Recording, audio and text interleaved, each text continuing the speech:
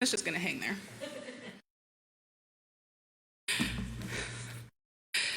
Well, this is probably not exactly what you had in mind when you first started planning your wedding. No doubt this place would have been full of friends and loved ones from all over, gathered together here to celebrate this beautiful day, the two of you, and the love you share. No, this year has brought for most people much uncertainty, and we feel we've been robbed of so much. But because we still stand here today, we've not been robbed of all. It took us a little while and a lot of communication to choose these readings for today. What had been planned early this year slipped into a void somewhere when the honor of being celebrant for this wedding was passed to me. But in that mix-up, I was given a wonderful opportunity to get to know Irina and Alex. I got to start from square one with them and watch as they gracefully and mercifully allowed schedule changes and meeting mishaps and planning blunders roll right off their backs. It quickly became clear to me that these two were less concerned about how we got here, only that we got here, to this day, to this place, to this moment. Through the readings we ended up choosing, we catch glimpses into the values and the future these two hold in view for themselves. From Song of Solomon, "Arise, my love, my fair one, set me as a seal upon your heart, as a seal upon your arm." From the Psalm, "Children are a heritage from the Lord, and the fruit of the womb is a gift." From the Gospel, "Blessed are the merciful, the pure in heart, the peacemakers." And from Colossians, "Above all, clothe yourselves with love, which binds everything together in perfect harmony." Now, the vast collection of letters that the Apostle Paul wrote, well, they've never really struck me as romantic writing. To our knowledge, Paul never married and never had any children.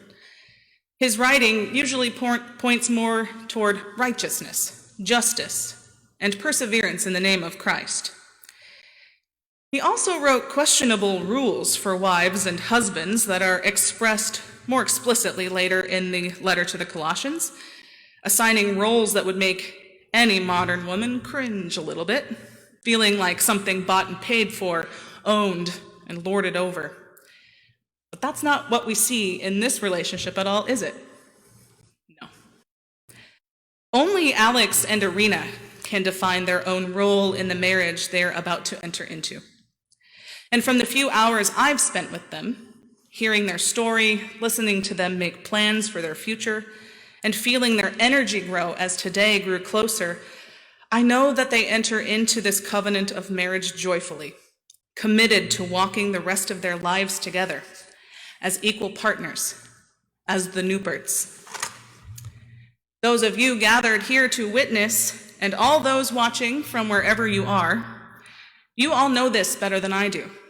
You know the rich details of their love story and have seen them grow, first as individuals and then in love and partnership.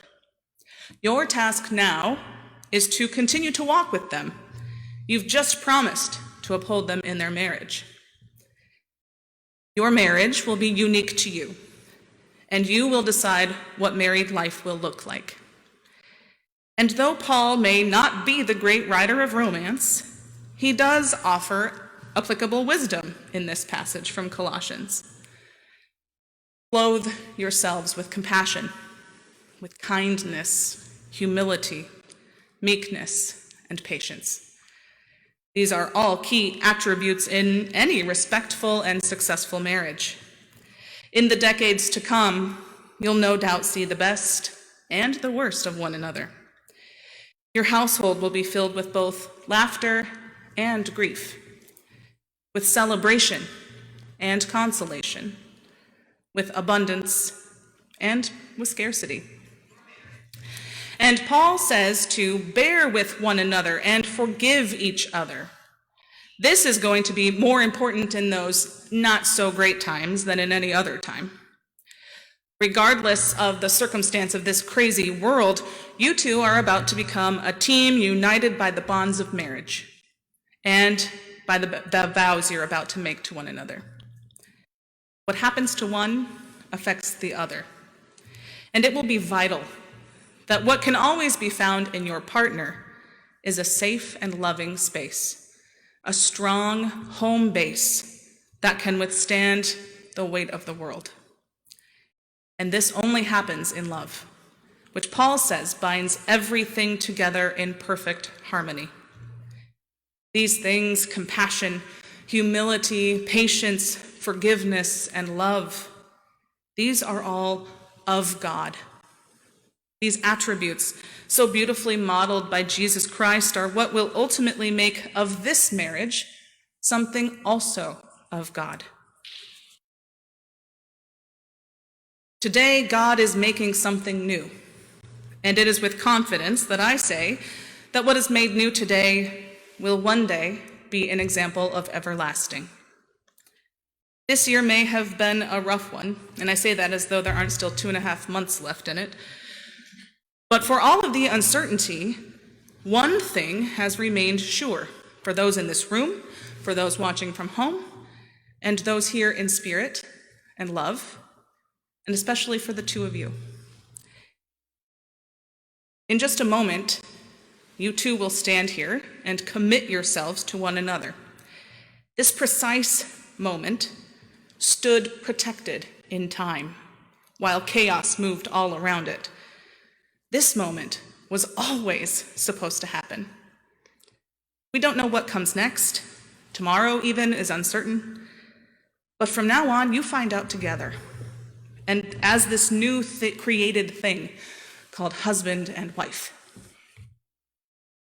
Writer Wendell Berry's collection of stories, poems, and nonfiction profoundly speaks of many things: memory and sacrament, the human experience, freedom, and even agriculture. But what I would like to share with you now are a few of his words on marriage, on what's just about to happen here.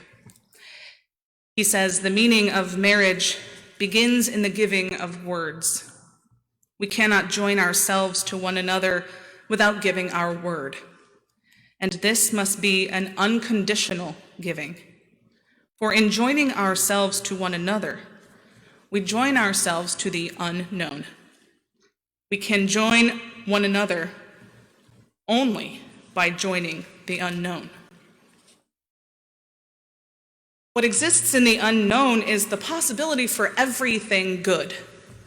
And what God creates of the two of you today is a vehicle full of imagination, dreams, potential, excitement, and above all, love.